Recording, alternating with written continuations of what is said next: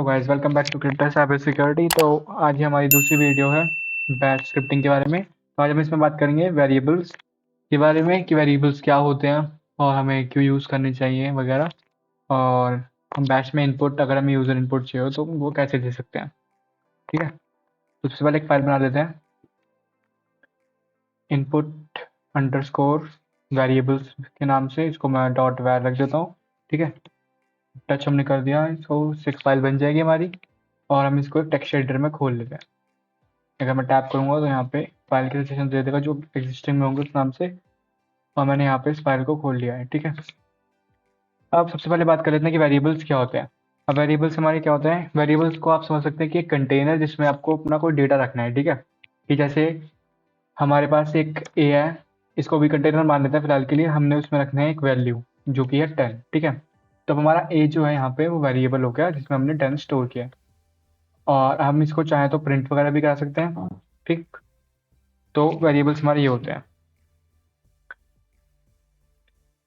और कुछ programming languages में क्या होता है कि आपको ना पहले बताना पड़ता है कि वो कौन सा डेटा टाइप का वेरिएबल है। कि जैसे अब मैं यहाँ पे एक 10 दिया है जिसको इंटीजर भी बोलते हैं प्रोग्रामिंग लैंग्वेजेस में।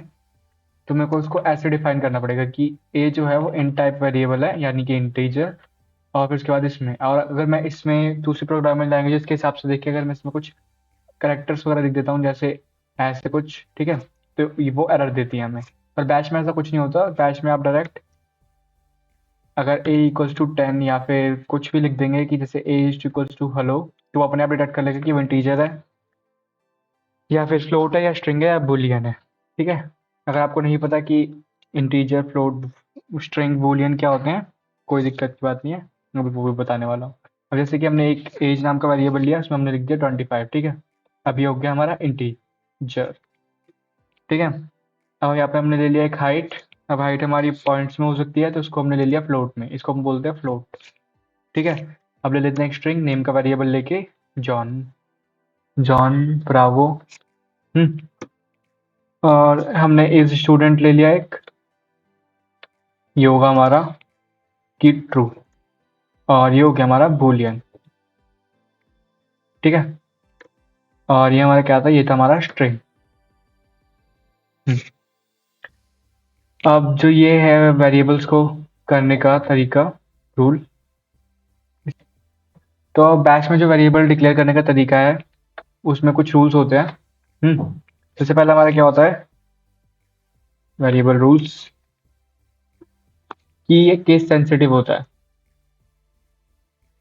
ठीक है, कि जैसे आपने यहाँ पे एज लिख के 10 लिख दिया, ठीक है, और आप एको इसको करते हैं कुछ इस तरीके से कि एज, तो ये काम नहीं करेगा क्योंकि ये लोअर केस नहीं है और ये लोअर केस है। या फिर इसमें आप अगर आपने एक भी ऐसे चेंज कर दिया या फिर ऐसे कुछ कर दिया, ये तब भी काम नहीं करेगा। इसको एज इट इज होना चाहिए। ठीक है, क्योंकि केस सेंसिटिव है इसलिए उसमें एक भी अल्फाबेट का अगर केस अलग हुआ तो वो उसको नहीं करेगा डिटेक्ट या फिर रिकॉग्नाइज। ठीक है, दूसरी बात आती है हमारी कि आप जब वेरिएबल ऐसे मैं यहाँ पे कर रहा हूँ अमन, अब मुझे यहाँ पे लिखना है इसके आगे सिंह, कि इसको मेरे को इन्फॉर्मेशन वगैरह करनी है कि इसकी जो सैलरी है वो है 10,000। तो अब यहाँ पे मैंने लगा दिया स्पेस। अब यहाँ पे स्पेस भी एरर दे सकता है हमें, तो इसलिए स्पेस की जगह हम नाम में सेपरेशन यूज करने के लिए अंडरस्कोर लगाते हैं बैश में। फिर आती है हमारी कि रिजर्व्ड वर्ड यूज ना करें हम। रिजर्व्ड वर्ड हमारे क्या होते हैं, जैसे इफ हो गया, ठीक है, ये एक रिजर्व्ड वर्ड है। या फिर ये वाले हमारे कर्ली ब्रेसेस, या फिर देन, और एलिफ, एल्स, एफ आई, और इन, ऐसे वर्ड जो कि पहले से बैश में रिजर्व्ड हैं, लाइक ये पहले से डिफाइंड है। ठीक है, कि इफ, देन, एलिफ, एल्स वगैरह ये कंडीशनल स्टेटमेंट के लिए हम यूज करते हैं। कंडीशनल स्टेटमेंट के बारे में भी हम आगे बात करेंगे। तो अब बात कर लेते हैं हमारे ऑपरेटर्स के बारे में। अब ऑपरेटर्स हमारे कुछ अलग अलग तरीकों के होते हैं, तो हम एक एक करके बात करेंगे। ठीक है, तो आज जो हम बात करने वाले इस वीडियो में वो हम करेंगे अर्थमेटिक ऑपरेटर्स के बारे में बात। ठीक है, अब इसमें काफ़ी सारे तरीके के होते हैं। हमारा पहला होता है हमारा एडिशन के लिए। ठीक है, फिर आता है हमारा माइनस, जिसको हम सब्सट्रैक्शन भी बोल सकते हैं कि सब्सट्रैक्शन के लिए। फिर आता है हमारा मल्टीप्लाई, मल्टीप्लिकेशन के लिए होता है ये। और फिर डिवाइड, इसको हम डिवीजन भी बोल सकते हैं। और इंक्रीमेंट बाय कांस्टेंट। अब आप सोचेंगे कि ये क्या है भला। ठीक है, अब जैसे मेरे पास एक वेरिएबल है जिसमें मैंने 10 स्टोर कर रखा है और मैं यहाँ पे क्या करता हूँ, a प्लस इक्वल्स टू 2, तो इसकी वैल्यू क्या हो जाएगी हमारी 12। अब आप बोलोगे कि ये क्यों हो गई। मैंने यहाँ पे इसको बोला कि a में दो और जोड़ दे, ठीक है, और फिर उसमें 10 में अगर हम +2 करेंगे तो क्या आएगा आंसर, 12। ठीक है, तो इसलिए 12 हो गया। और ऐसे ही इसमें एक डिक्रीमेंट भी होता है, डिक्रीमेंट। और मल्टीप्लिकेशन के लिए भी होता है, यही ऐसा है, ठीक है। और डिवीजन के लिए भी होता है, और मॉड्यूलो के लिए भी होता है, और होता है एक एक्सपोनेंशियल के लिए। एक्सपोनेंशियल हमारा पावर देने के लिए, कि जैसे अगर मैं 2 स्टार स्टार 2 लिखता हूँ यहाँ पे, तो उसका आउटपुट आएगा 4, क्योंकि 2 की पावर 2 का आउटपुट 4 होता है। अगर मैं यहाँ पे 3 लिख दूंगा, 2 स्टार स्टार 3, तो यहाँ पे क्या आउटपुट आएगा हमारा 8। ठीक है, मैं आपको एक बार करके दिखा देता हूँ। नई टैब, 2 स्टार स्टार 3 लिखा, पहले एक वेरिएबल में स्टोर कर लेते हैं इसको, 2 स्टार स्टार 3। ठीक है, तो हमने एक वेरिएबल में स्टोर करा दिया इसको। आप ऐसे भी बैश स्क्रिप्टिंग का यूज़ कर सकते हैं। अगर आपको कोई ऐसी अरिथमेटिक ऑपरेशन वगैरह करना हो, तो मेरे को यहाँ पे क्या करना है, ए को प्रिंट करना है। Never mind, just cut it please. तो हम थे यहाँ पे, ठीक है, तो उसका आउटपुट आएगा हमारा 8। और ये होते हैं हमारे अरिथमेटिक ऑपरेटर्स। ठीक है, तो अब हमने एक बार परफॉर्म करके देख लेते हैं अपनी स्क्रिप्ट में। सबसे पहले हमें क्या करना होगा, हमें लिखना होगा कि बैंक, फिर उसके बाद हम एक वेरिएबल में इसको स्टोर कर देंगे, इंटीजर को। मैंने यहाँ पे 10 कर दिया। अब मेरे को यहाँ पे से करना है प्रिंट। ठीक है, और अगर मैं इसको दूसरी टैब पे जाके करूँ प्रिंट, पहले हम फोल्डर में cd कर लेंगे और यहाँ पे इसको परमिशन दे देंगे। ठीक है, और इसको रन कर देंगे, आई मीन यहाँ से। ठीक है, तो हमने यहाँ से बैंक दे दिया। अब जो हमारा बैश में हम वेरिएबल्स डिक्लेयर करते हैं, वो हम कुछ इस तरीके से करते हैं कि पहले हम डॉलर वाला साइन यूज़ करते हैं, और फिर उसके बाद वेरिएबल का नाम, और फिर यहाँ पे हम, जैसे मैंने 10 लिख दिया, ठीक है, अब मैं यहाँ पे बैक को लिख के डॉलर ए लिखूंगा और मैं इसे सेव कर दूंगा फाइल को। तो यहाँ पे क्या होगा, इसको पहले क्लियर कर देते हैं 1 सेकंड के लिए, और मैं बस फाइल को रन करता हूँ। हम बात कर रहे थे कि कैसे हम दो वैल्यूज़ में एडिशन वगैरह कर सकते हैं, फिर हम जिसको बोलते हैं अरिथमेटिक ऑपरेशन कैसे परफॉर्म कर सकते हैं। ठीक है, तो हम उसके लिए क्या करेंगे, पहले हम एक वेरिएबल डिक्लेयर कर लेते हैं यहाँ पे कुछ इस तरीके से। और अब हमें 2 का सम करना है, तो उसके लिए हमें इसको ऐसे डिक्लेयर करना पड़ेगा। अब इसके अंदर हम अपनी डिजिट्स लिखेंगे, जैसे यहाँ पे हमने लिख दिया 10 + 30। ठीक है, और फिर यहाँ पे नीचे आके हम लिख देंगे एको $सम, क्योंकि एक वेरिएबल है। फिर उसके बाद यहाँ पे अगर हम ये डालेंगे, तो यहाँ उसका आउटपुट आ गया 40। ठीक है, और अब अगर हमें इसे ही माइनस करना हो, तो हम यहाँ पे पहले माइनस लगा देते हैं।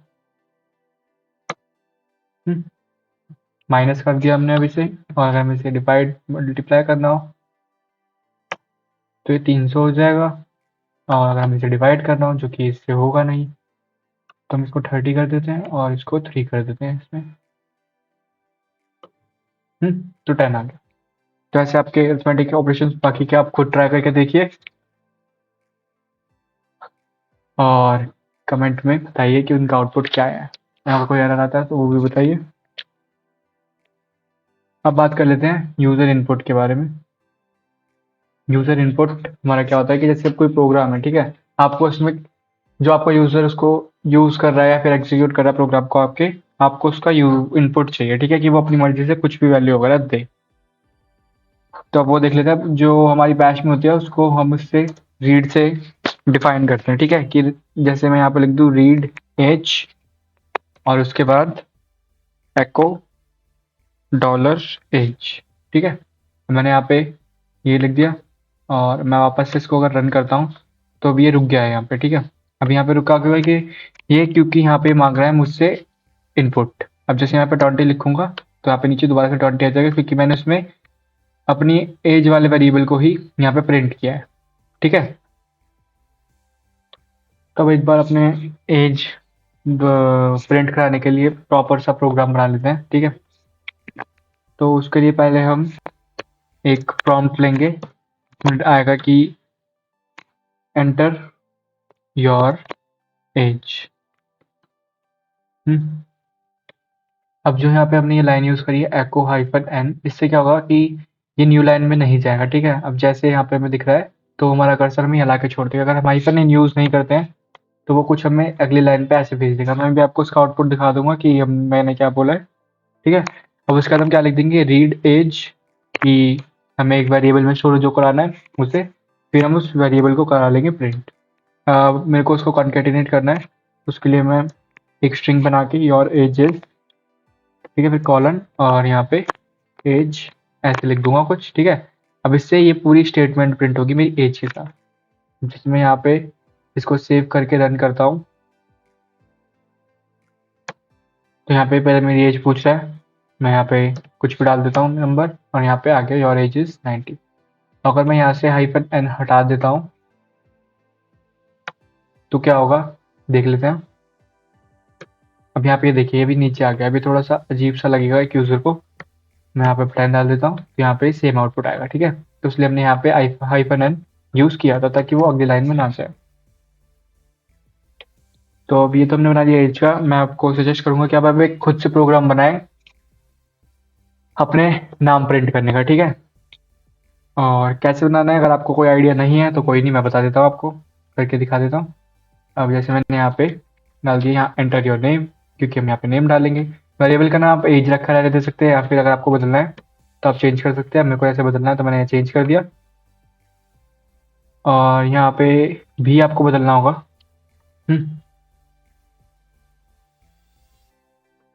और यहाँ पे आ जाएगा हेलो यूजर और फिर नाम, ठीक है। और इसको दोबारा से रन कर लेंगे। अब यहाँ पे आया एंटर योर नेम, मैंने यहाँ पे डाल दिया XYZ।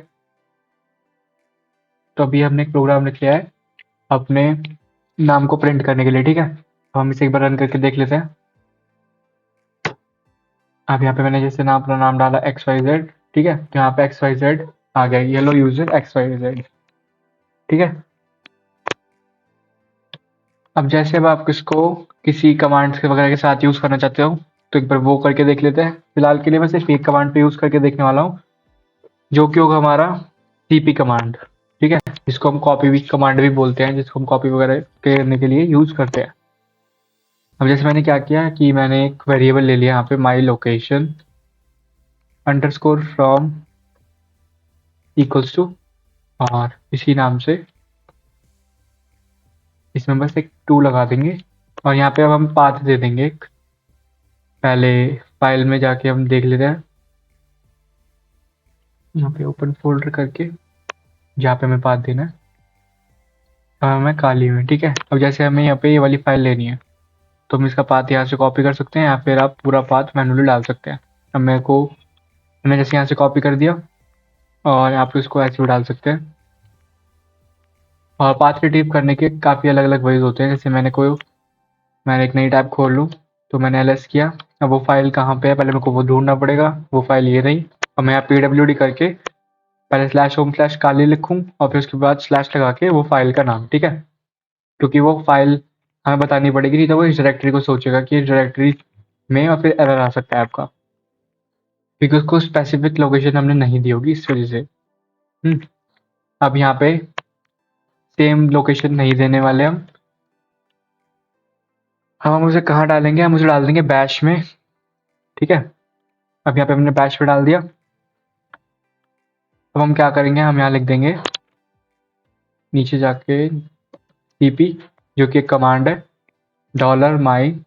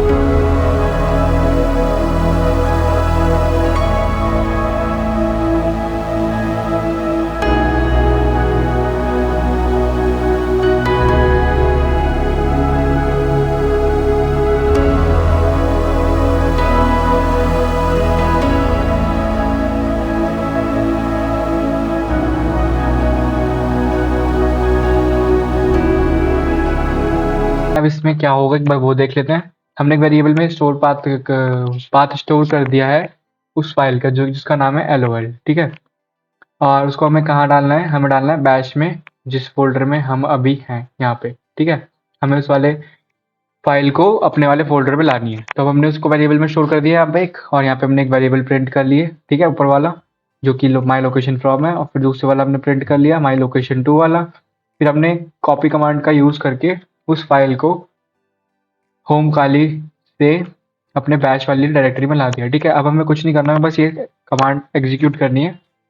और जैसे मैंने आपको बताया था कि वो प्रिंट होगा, यहाँ पे बता रहा है कि यहाँ से इसने यहाँ पे प्रिंट कर दिया। ये इन 2 लाइन के जैसे अगर हम ये नहीं लिखते तो ये नहीं आती।